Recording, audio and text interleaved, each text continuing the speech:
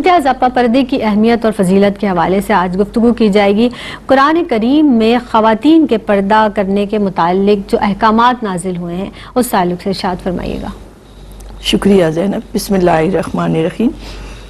اسلام ایک پاکیزہ دین ہے اور پاکیزگی اور طہارت کو ہر شعبے میں پسند کرتا ہے، اور معاشرتی زندگی میں ایک بڑا اہم رول چونکہ خواتین نے ادا کرنا ہوتا ہے، اس لیے خواتین کی جو شان، اس کی آن بان کو برقرار رکھنے کے لیے اس کے لیے پردے کا حکم آیا قرآن مجید میں۔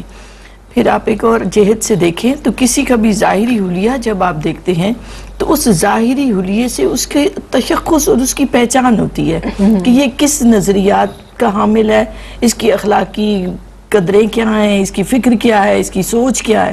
یعنی ایک نظر جب آپ کسی فرد پر ڈالتے ہیں تو ظاہری لباس اور ظاہری حلیہ اس کے نظریات کا آئینہ دار ہوتا ہے کہ یہ کس سوچ سے اور کس مذہب سے تعلق رکھتا ہے۔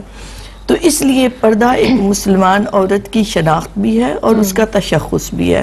قرآن مجید میں سورہ احزاب میں ابتدائی احکامات نازل ہوئے جس میں حکم ہوا کہ آپ اپنی ازواج سے، اپنی بیٹیوں سے اور مومن عورتوں سے فرما دیجئے کہ یدنین علیہن من جلابیبہن، کہ اپنی بڑی چادروں کو اپنے اوپر اوڑھ لیا کریں۔ یدنین کا جب لفظ آتا ہے تو اس سے علماء کہتے ہیں کہ اس سے مراد ہوتا ہے کہ لپیٹ لینا اپنے اوپر، اپنے خود کو ڈھانپ لینا۔ علیہن سے بھئی اوپر، اپنے اوپر اس طرح سے اوڑھ لیں، اور جلابیب سے مراد وہ ایسی بڑی چادر ہے جو انسان کو پوری طرح کور کر دے۔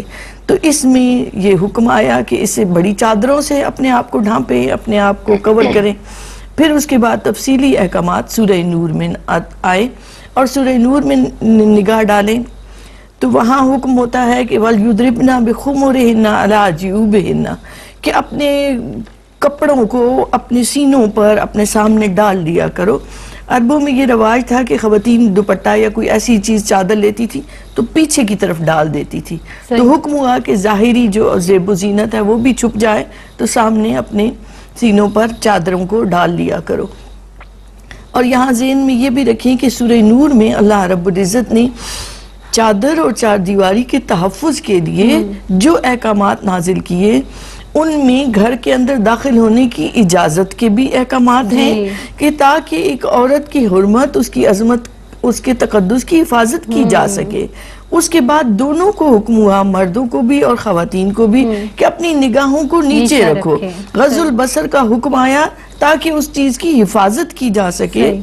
پھر اس کے بعد حکم آتا ہے کہ اپنے سطر کی حفاظت کرو، اپنے زیب و زینت کا اظہار مت کرو، اور یہاں تک حکم آیا کہ اپنے پاؤں مار کر چلنا ہوتا ہے تو وہ بھی ایسے بھی مت چلو تاکہ کسی بھی لحاظ سے ایک عورت کی جو شان ہے اس میں کمی واقع نہ ہو۔ تو یہ جو چھوٹی چھوٹی کمزوریاں عورتوں میں پائی جاتی ہیں ان کو دور کیا جائے۔ تو سطر، اس کا پورا وجود اس کا ایک سطر ہے عورت کا، اور افضل یہی چیز ہے کہ وہ اپنے چہروں کو بھی ڈھانپ کے رکھے، مگر بعض علماء کرام نے فرضیت میں چہرے اور ہاتھوں کو باہر رکھا ہے کہ باقی پورا وجود اس کا کورڈ ہو، آستینیں پوری ہوں، مکمل ہوں، پورا اس کا سر ڈھانپا ہوا ہو، کیونکہ عورت جو ہے اللہ نے اس کے لیے جو شان اور آن بان بنائی ہے، جیسے آپ نے بھی کہا کہ جب کوئی قیمتی چیز ہوتی ہے تو اس کو کور کر کے رکھا جاتا ہے۔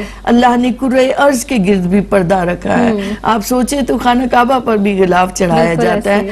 پھلوں میں آپ دیکھیں تو تازہ پھل کی حفاظت ہوتی ہے اس کے کور کی وجہ سے۔ اسی طرح آپ دیکھیں تو قیمتی بادام، اخروٹ، وہ بھی کور کے اندر ہوتے ہیں تاکہ اندر جو جوہر ہے وہ محفوظ رہے۔